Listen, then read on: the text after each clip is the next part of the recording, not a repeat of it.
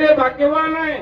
आज भगवानगड आणि गहिनीनाथ गडावरती मोठ्या या ठिकाणी प्रमाणात भक्तीचा महापूर आलेला आहे. नामाचा गजर या ठिकाणी चालू आहे. पण खरोखर या नगरी बांधवांचं आणि आमचे या ठिकाणी नाना असतील, गीते महाराज असतील, त्यांचे सगळे सहकारी यांचे मानावे तेवढे आभार थोडे आहेत का? तर आपल्या सगळ्यांना भगवानगडावरती गहिनीनाथ गडावरती जाता येत नाही, पण त्यांच्यामुळे हा संत दर्शनाचा लाभ या ठिकाणी आपल्याला होतोय. म्हणून आजचा दिवस कसा आहे? धन्याजी दीन झाले संतांचे दर्शन, झाली पापा तापा तुटी दैन्य गेले उठा. धन्याजी दीन संत दर्शनाचा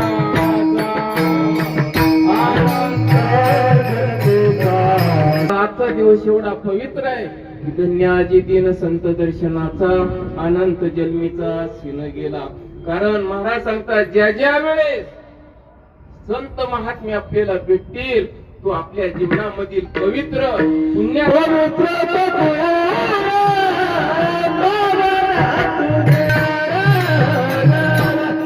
विषय चाललेला आहे. ज्या वेळेस संत महात्म्यांचं दर्शन आपल्या जीवनामध्ये होईल तो दिवस भाग्याचा आहे, तो दिवस या ठिकाणी धन्य आहे.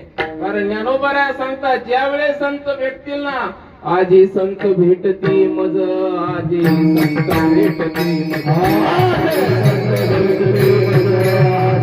ज्यावेळेस संत महात्म्यांचं दर्शन आपल्या जीवनामध्ये होईल ना, आजी संत भेटती मज, तेने झालो चतुर्भुज, दोन्ही बुजा सुळी सहज, दोन्ही शिश्मी वाढल्या, आलिंगन सुखवाटे, प्रेमे चित्तानंदी लोटे, हर्ष ब्रह्मांड उचटे, समूळ होते मीपणा. या संतांशी देखता खरे संसाराची व्यथा, फुडफुडती माता अखंडित ठेवे. या संतांचे देणे कल्पतरू होणी तुम्ही, अधिक तेने चिंतामणी ठेवना. या संतापरी उदार त्रिभुवनी नाही थोर, माय बाप इष्ट सरोवर दोन्ही या ठिकाणी पाडल्या. म्हणून महाराज सांगतात, ज्या दिवशी संत महात्मे आपल्याला भेटतील ना, तो दिवस आपल्या जीवनामधील या ठिकाणी भाग्याचा आहे. पण ही संत भेट महाराज म्हणतात सहजासहजी होत नाही. तुकोबरायाने सकारात्मक सांगितलं, बहुअवघड आहे संत भेटी, तरी जगजेठी करुणी केली. कारण सहजासहजी संत भेटत नाही.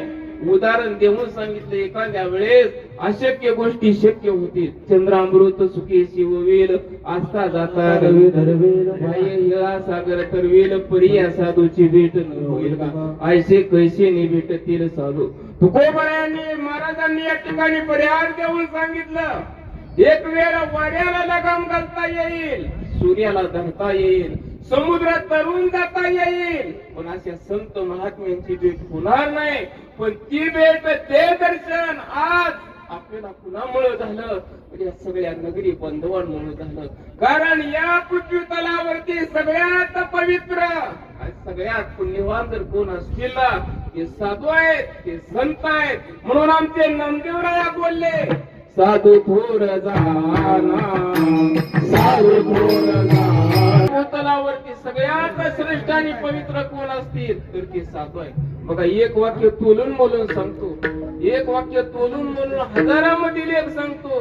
एक वेळ देवाचं दर्शन होईल, एक वेळ देवाचं दर्शन होईल, पण अशा संत महात्म्यांचं दर्शन होणार नाही. मग बळीच विचार म्हणतो मंडळी, ज्ञानी मंडळी म्हणते, महाराज अहो काही कसं सांगता, देव दर्शन झाल्यानंतर संत दर्शन का होणार नाही? बघा, देव दर्शन सोपं आहे, पण आमच्या भगवान बाबा वामन भाऊ सारख्या महात्म्यांचं दर्शन या ठिकाणी अवघड आहे. कसं? कुठलीही गोष्ट बघा, पुराव्यानिशी सांगून कोर्टामध्ये जर केस उभा राहिली तर पुरावा द्यावा लागतो. तसं आपल्याला महाभारतामधील पुरावा देतो. एक वेळ देव दर्शन सोपं आहे, पण संत दर्शन कसं अवघड आहे. थोडक्यात सांगतो बघा, ज्या वेळेस धर्मराजाने राजसूय यज्ञाचं आयोजन केलं, धर्मराजा अर्जुन भीम नकुल सहदेव भगवान कृष्ण परमात्मा या ठिकाणी, आणि अशाच भव्य दिव्य मैदानामध्ये भव्य दिव्य मंडप टाकलेला आहे, आणि त्या ठिकाणी यज्ञ चालू झालं. आसपास तपश्चर्या करणाऱ्या सर्व साधू संत मुनींना कळालं, अरे पांडवांचा राजसूय यज्ञ चालू आहे. या विश्वाचा मालक भगवान कृष्ण परमात्मा त्या यज्ञामध्ये स्वयंपाकाचा पत्रवाळी उचलण्याचे या ठिकाणी काम करतात. चला आपणही जाऊ आणि त्या यज्ञामध्ये प्रसादाचा नामचिंतनाचा लाभ घेऊया. बघा भव्य दिव्य मंडप आहे, पण त्यांनी काय केलं, त्या मंडपाच्या मध्यभागी एक घंटा बांधली होती. कारण लाख साधक महात्मे जेवण करून उठले का ती घंटा एकदा घन करून वाजायची. 5 पांडव कृष्ण परमात्म्याला कळायचं लाख साधू महात्म्यांनी जेवण केलेलं आहे. पण दूर दूर पर्यंत त्या यज्ञाची वार्ता पसरली आणि त्याच काळामध्ये असलेले या ठिकाणी हो ब्रह्मणवंते शुकाचार्य यांच्या कानावर या यज्ञाची बातमी गेली. आणि मग यज्ञाची बातमी गेल्यानंतर शुकाचार्य निघाले, पण संत खरं रूप आपलं समाजाला कधी दाखवत नाही. कारण त्यांचा एक गुण ज्ञानोबरायांनी ज्ञानेश्वरीमध्ये सांगितला, चातुर्य लपवी महत्व हिरवी विषयपणा मिरवी जगा माझी. मी संत आहे असं जगाला कधी ते सांगत नाही. शुकाचार्य निघाले, परंतु त्यांनी एका पोपटाचं रूप धारण केलं आणि यज्ञ मंडपामध्ये पोहोचले. यज्ञ मंडपाचं लांबून दर्शन घेतलं. जेवायला पंगत बसली, जेवायला पंक्तीला बसले नाही. उष्ट्या राहिलेल्या साधकांच्या पंत्रवळ्या जिथं टाकल्या होत्या, त्या उष्ट्या राहिलेल्या पंत्रवळीवरती बसले. एक शीट उष्ट राहिलेलं अन्न त्यांनी आपल्या चोचीमध्ये धरलं. पण तेवढ्या चमत्कार झाला. लाख साधक जेवल्यानंतर एकदा वाजणारी घंटा मगापासून सारखी घन घन घन घन 5 मिनिटं आवाज करू लागली. धर्मराजा अर्जुन भीम नकुल सहदेव सगळे पळाले. अरे 1 लाख साधक जेवल्यानंतर एकदा वाजणारी घंटा मगापासून सारखी घन घन घन वाजते. असा कोण महात्मा, त्या महात्म्याने जीवन केलं. सगळे पळत पळत भगवान कृष्ण परमात्म्याकडे आले.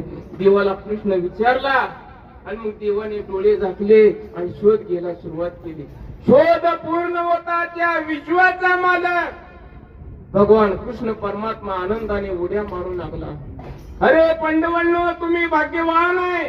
काय झालं देवा, तुमच्या या यज्ञामध्ये 4 ब्रह्मवेत्त्यापैकी 1 ब्रह्मवेत्ते शुकाचार्य त्यांनी तुमच्या यज्ञामध्ये पूजन केलेलं आहे. तुमचा यज्ञ सफल झाला, तुम्ही भाग्यवान आहे. सगळ्या पांडवांना आनंद झाला. व त्याच 5 पांडवांमध्ये अर्जुन होते. अर्जुनाने विचार केला, अरे 1 लाख साधक जेवल्यानंतर एकदा वाजणारी घंटा शुकाचार्यांच्या जीवनाने जर सारखी वाजत असेल आणि त्या शुकाचार्यांचं दर्शन जर मला झालं तर माझ्या जीवनाला या ठिकाणी पार होणार नाही. भगवान कृष्ण परमात्म्याकडे मागणी केली, भगवंता मला त्या संत शुकाचार्यांचं दर्शन हवं आहे. बघा, देवाने मान खाली घातली. अर्जुनाला दर्शन झालं का नाही? अर्जुनाच्या मुलाला झालं का नाही? अर्जुनाच्या नातू असलेल्या परीक्षिती राजाला संत शुकाचार्य सांगतात, अरे परीक्षिती, तू भाग्यवान आहे.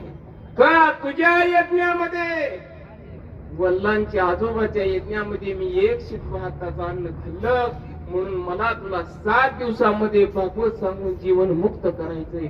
शुकाधिक योगी रंगले शिरंगी आणि परीक्षितीने अंगी फसावले. बघा, दृष्टांत संपला. सांगायचं तात्पर्य सिद्धांत असा आहे, अर्जुन कोण आहे?